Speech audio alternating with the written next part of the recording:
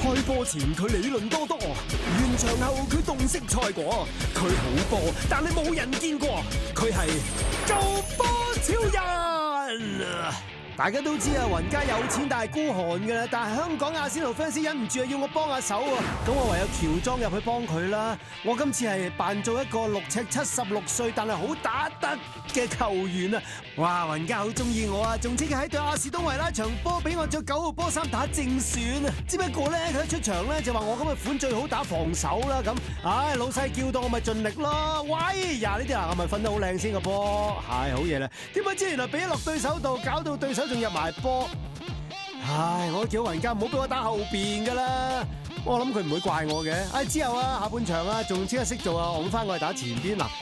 我本身係生出嚟就係一個天生嘅射手，你幫我打前面咪 fit 啦！睇睇我個人表演啊，右腳吸左腳史丹轉身，跟住左腳勁射啊！唉，斜出呢個酋長球場射得上2樓，各位觀眾真係 sorry 啊！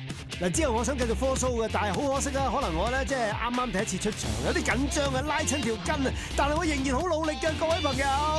喂，球證你唔係話？喂！雙黃一紅講到出場，你睇下慢鏡呢個波明明係踢到個波噶嘛，原來啲人話英超啲球證盲嘅，我以前都唔信啊！唉，嗱維拉球員踢人又冇事喎，雲家你俾人針對啊，買幾多球員都冇用啦。我諗雲家算把啦你唔好簽我啦，你揾個球證翻嚟簽好過啦。嗱，依家呢個時候咧，我鄭重介紹幾位年輕有為嘅球證嚟應住佢嘅樣啦，係買就快手啦，雲家。